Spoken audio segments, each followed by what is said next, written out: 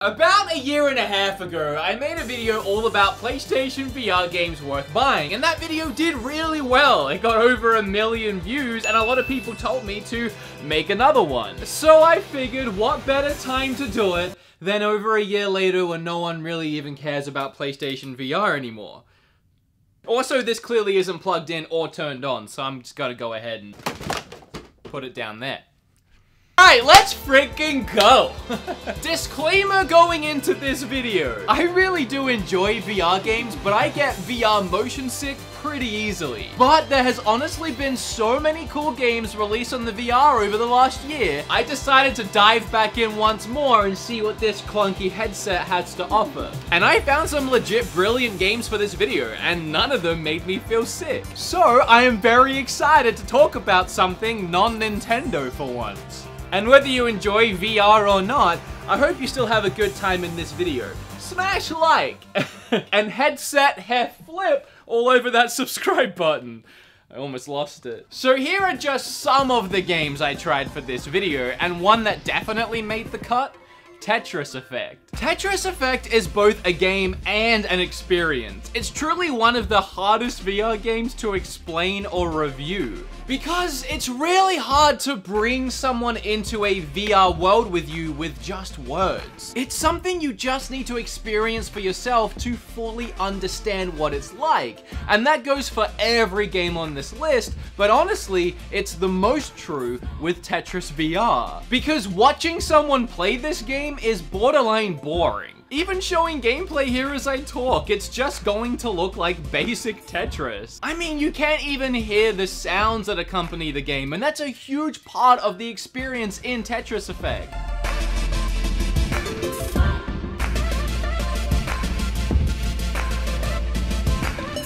Every move you make while you play, every turn of a piece, every placement, every cleared line is accompanied by a sound or a music note that seamlessly blends in with the soundtrack of the level. Not only adding to the composition of the song, but improving on it and shaping it by how you play the game. It evokes such a strong emotional reaction, almost as if you are the conductor of this Tetris orchestra guiding the music with your playstyle. Couple that with the intense visuals around you that also morph and react to your every move, and maybe you can start to understand what I mean by this game being an experience. Tetris has seen so many variations throughout the years, and other than Tetris Effect's zone ability, allowing you to freeze time momentarily as you rack up big points by clearing lines, the actual gameplay here is as basic Tetris as Tetris gets. And yet this is by far my favorite Tetris game. It's Tetris the way it's always been, and yet at the same time, it's the best it's ever been. Although Tetris 99 is still pretty freaking great. Okay, Pixel Ripped. I don't think this one has a physical release, but it really needs to because it's one of my favorites. So I took some time off playing VR since my last video, and Pixel Ripped was the reason I got back into it. The game was just so freaking cool. It gave me the drive to seek out other cool VR games I might have missed during my time off. There is so much going on in this game, I'm not even sure where to begin. I guess to start with, it's a game within another game? Kind of. It's mind-bending either way. Pixel Ripped's first layer is an old-school retro 8-bit style game that plays super similar to NES Mega Man's. Actually, this part is a crazy good game on its own right, borrowing the rings mechanic from Sonic. But then we find out that this 8-bit game world is in trouble, and they need the help of the player to fix it. The player, however, it isn't you, at least not yet. The next layer of Pixel Ripped is the real-life player. She is playing a Game Boy clone console of sorts in class. And what game is she playing? Pixel Ripped, the 8-bit Mega Man game we were introduced to earlier. And now you play as her, playing Pixel Ripped. You following along? In this first real-life level, you need to avoid being caught by the teacher. Using a spit tube, you can distract her by spitting wads of paper at different objects in the room. Each object you hit will do something different but equally crazy within the classroom, and you need to finish the level in Pixel Ripped without being caught. And this creates so much mayhem as you frantically whip your head around looking for new ways to distract the teacher as you try to beat the already pretty challenging Mega Man clone in your hands.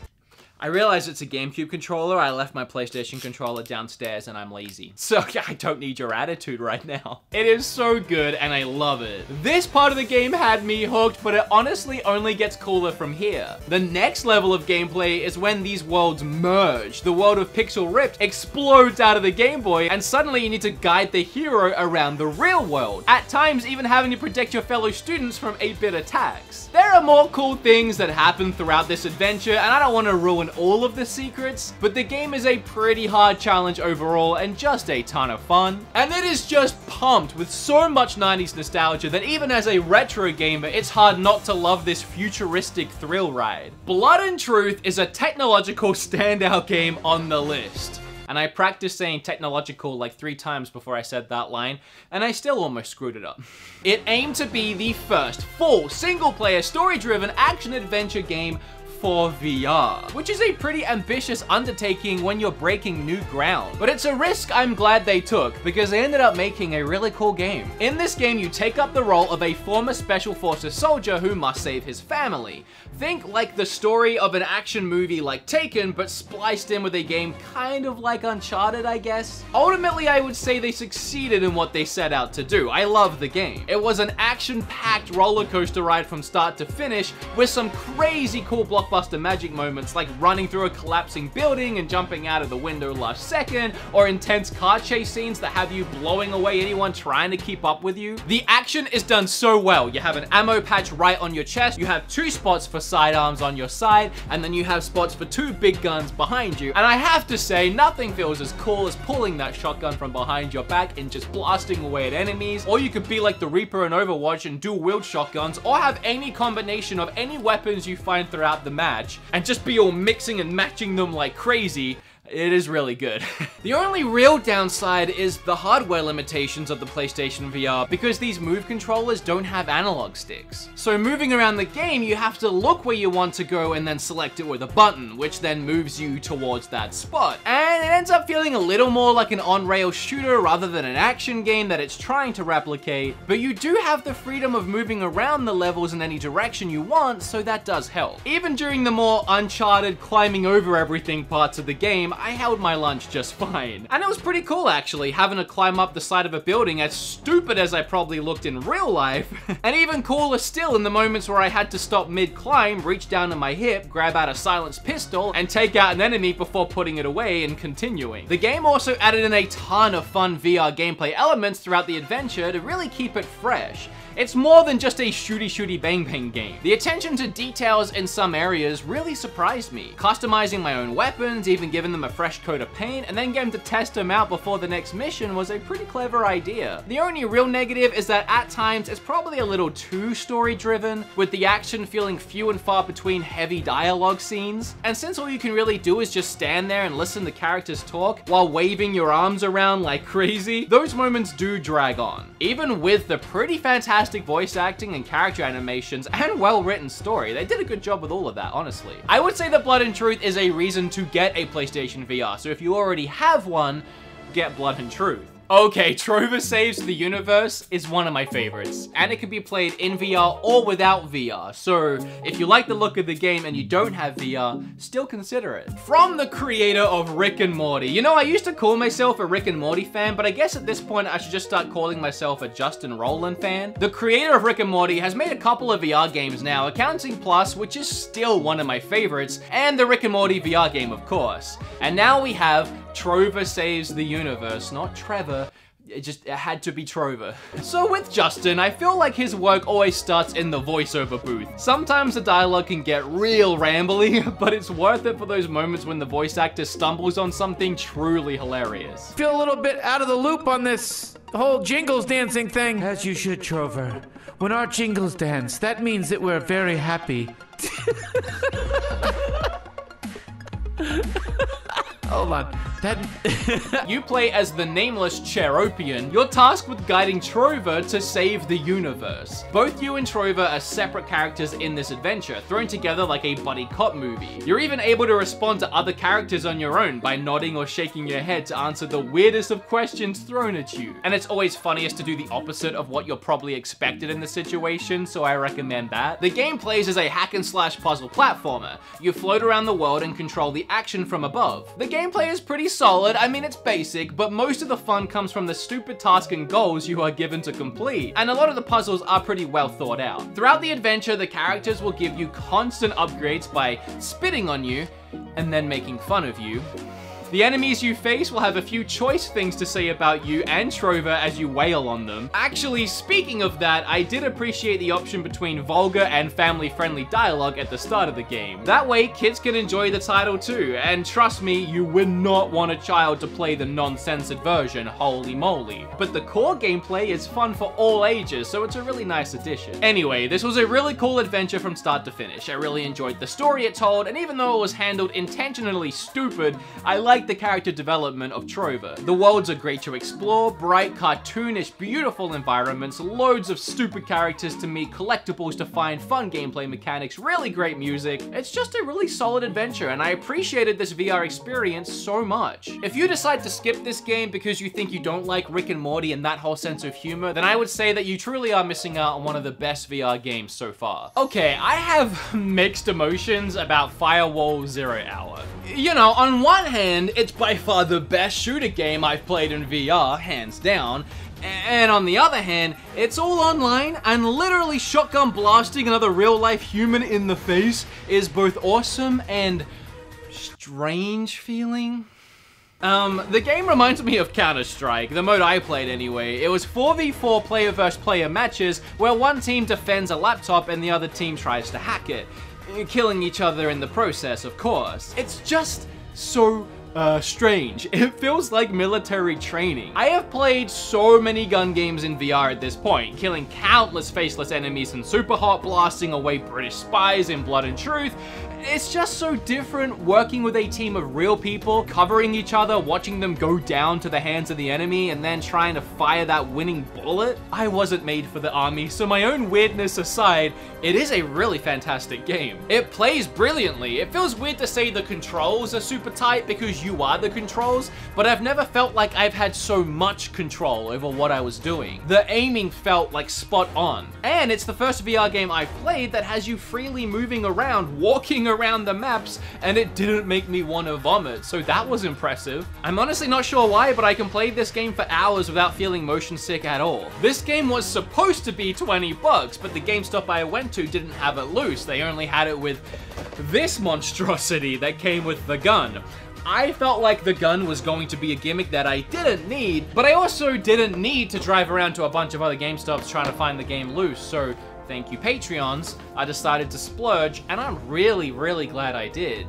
For starters, you know how I was complaining earlier about the move sticks not having analog? Yeah, that's not an issue with this thing. I got an analog here and here. And every gun in this game is wielded with two hands anyway, built with this thing in mind. And no matter what gun you're holding in the game, your brain morphs this thing into that gun. This thing makes Firewall 10 times better, and I highly recommend it if you're gonna try out the game. Firewall Zero Hour is for sure the best online VR game I've played. It honestly feels like legit military training, and that is really cool in a weird way. I mean, my redneck friends here in Texas love this game, so take that how you will.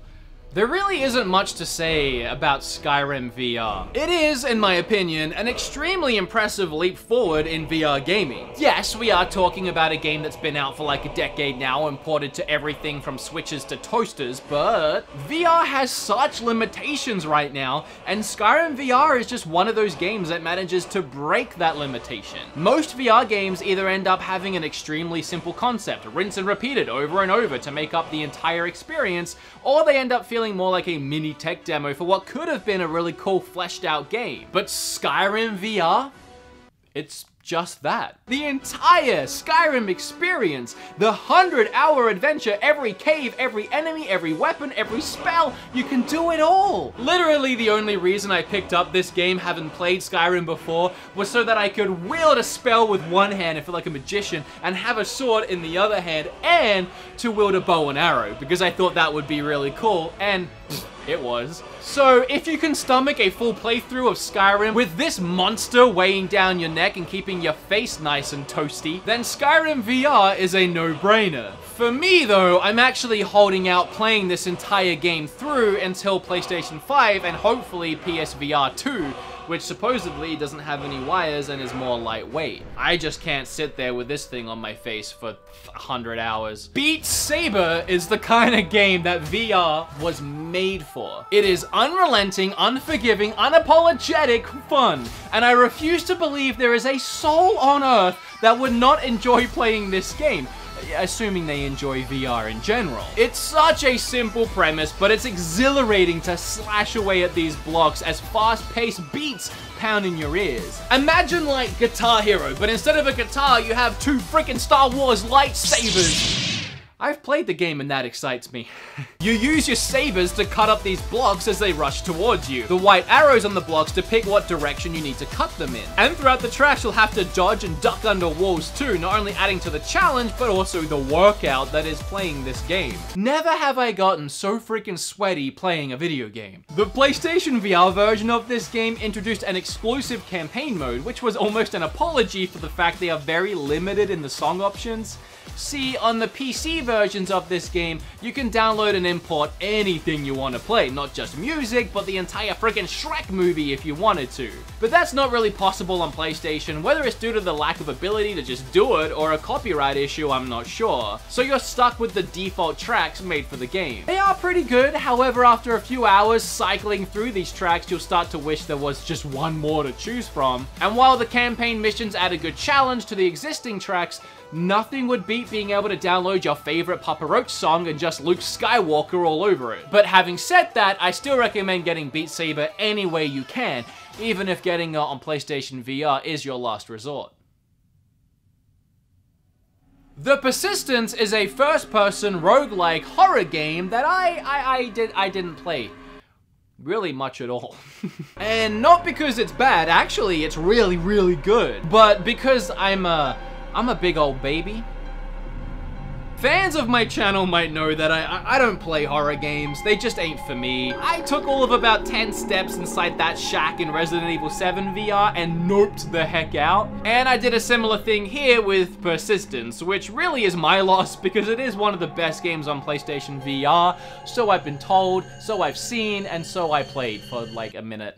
So if you want a better, more inclusive review of this game, I'm gonna leave links down below for you to check out a couple other channels that clearly have bigger stones than I do. I will say that this game is really fun to play, and if you like being scared crapless, then it's even funner still. Due to it being roguelike, you can't even get used to the scary as it changes every time you die. It has some really unique ideas too, like a second player being able to join the game via their phone and make the game even more scary for you by placing creatures on the map. But that's all I got for this one. It's really great, and check it out if it looks like something you might enjoy. I'm sorry.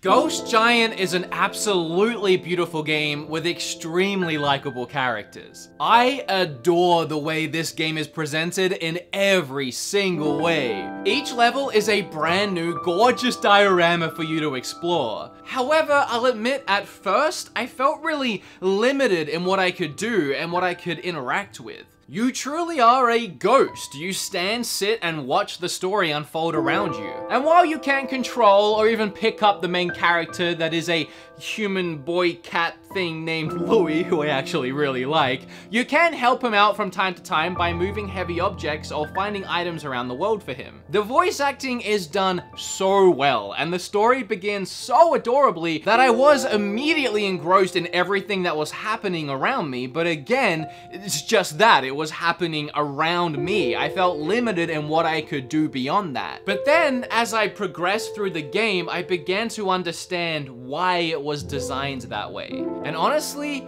It hit me pretty hard. Louis' inner struggles start to unfold as you begin to realize what he's been dealing with. Darker themes start to settle in, such as loneliness, friendship, and even depression. Not realizing what story was going to be told going into this game, yeah, it caught me off guard. I had grown to like Louis. I felt like we had formed a bond watching over him as we played the game together. It was a cutesy little adventure, and then suddenly I just felt terrible for him, and I just wanted to help. And I couldn't. And if you've ever experienced depression, or you know anyone that's been through it, you might start to understand what I meant by feeling kinda just helpless in this game. I guess what I'm saying is, gameplay-wise, there isn't a lot going on here. It's more like a point-and-click VR game with some light puzzle solving. The VR experience here is more about exploring this beautifully crafted world that does have a ton of secrets hidden within it if you look hard enough, and mostly, it's just got quite the story to tell you. The game's only a few hours long, but it's also only 25 bucks. So if it sounds interesting to you, check this one out. Oh, you have to play Astro Bot, everyone kept telling me. It's the best Nintendo game that wasn't made by Nintendo, everyone kept telling me. Okay, I mean, I'm sure it's good. I'll try it, but it ain't gonna be no Nintendo. As a self-proclaimed hardcore Nintendo fan, I really found it hard to believe. Nintendo has a certain charm, a way of making every single element of their games just fun. They've had years of practice managing to cram fun in every aspect of a video game seamlessly and in a way that no other developer would even consider. So while I believe that, yeah, fine, Astro Boy was probably going to be a lot of fun, Nintendo levels of quality? Psh, I don't think so, buddy. Yeah, I was wrong. Astro Boy is undoubtedly the best Nintendo game that Nintendo never made. The fun is indeed crammed into every aspect of this game. The creativity and ingenuity behind every level, every moment, every second throughout this adventure is inspiring, exciting, and just, say it with me, people, fun. The attention to detail is outstanding. The worlds that Astro Bot have built are vibrant, varied, creative, and adorable. I could gush about this freaking game for days, so let me just break down what it's all about. The game begins with a fantastic opening animation that truly sets up the quality of the rest of the game. This space station gets torn apart with all the Astrobots being scattered across the universe. It's your job to find the pieces of the ship and collect as many Astrobots as possible, and these little guys are freaking adorable. That really does play a big part into the Nintendo-like charm. They're just so freaking likable! You find them throughout each level, and depending on the level's theme, they will be dressed differently and doing different things, but it's always adorable. They are really fun to find too, always hidden in unique ways. You really have to explore this level not only as the little bot you control, but looking and peeking around every corner. Also, you get to control your own little Astro Bot that you deploy from your controller each level. And I love the way they implemented the controller into the game as a device that you use. You store the bots in it, you use it to open crates to get upgrades, like a grappling hook or a water gun. It's just so good, man. Anyway, I was off script then, by the way. I'm gushing. I wrote more about this game than any of the other games, so I'm trying to keep it short. You have complete control over this little guy as he platforms across the worlds. He'll even wave at you as he passes your headset and give you a big hug if you run him straight towards your face. He feels like your little pet that loves you unconditionally just for taking care of him. He's a good boy, and I love him. Don't say anything bad about him. Each of the 5 worlds have 5 different levels, and each of those levels always have completely unique environments, which blew my mind. They could easily have just made each world a theme, and it would have been perfectly fine. With the fantastic level design throughout this game, I would not have complained if we had, let's say, like a beach world consisting of 5 levels and so on, but rather, again, each level on every world is a completely new kind of amazing. Each one more gorgeous than the last. It's like every time you finish a level, you want to start the next one to see what it looks like visually and like what's gonna happen. Not only are you controlling this little guy interacting with the world that way, but the game also brings you, the player, into the world and gives you things to do, like head smashing walls or dodging enemies that are aware of your presence. Oh, and the whole cramming fun into every aspect thing, that comes into to play so often. Like at the end of levels, the level doesn't just end. There's always time for more fun. Depending on how many Astro Babies you found throughout the level, you get a ring for each one. Those rings start moving up in the sky, and you pull back on your PS4 touchpad like a slingshot, aim, and shoot your bot through as many of those rings as possible. You get coins for each one you hit, and then all the bots have a little dance party, which never gets old. The moment I was truly hooked was at the end of the first world during the boss fight. This huge ape truly felt huge. It was honestly daunting looking up at him with his giant monkey arms. Dodging his bites and aftershocks, chipping away at his teeth, and then using my controller grappling hook to yank his face towards the building. Such clever game design, and I loved every second of it. There is a load of replayability, and it's for sure the best game on PlayStation VR in my opinion. I was so impressed, I had to look up the developer of the game because I needed answers, and honestly, when I found out who it was, it actually made a lot of sense. As you can probably tell, there is so much more I could say about this game if I had time here, so just go and play it. And in the meantime, I'll be up in the space station playing with these little guys and trying my luck at the claw machine. Oh, it's a good one. Okay guys, I had a lot of fun making this video. I'll put this bad boy back on to end it. Of course, you know me, I'll be back on Switch next video, I'm sure. But if you liked this video, please smash that like button, hair flip all over that subscribe button. I don't expect this video will do as well as my last one, just because no one really cares about PlayStation VR anymore. So I would really appreciate it if you shared this video out with friends, family, anyone you think would care about it, or even someone you don't think would care about it. Just get it out there. I had fun making it, that's all that matters, and you had fun watching it, right? Alright, this took me like an hour to record. I have nothing left to say of interest, so just like bye, get out of here, see ya.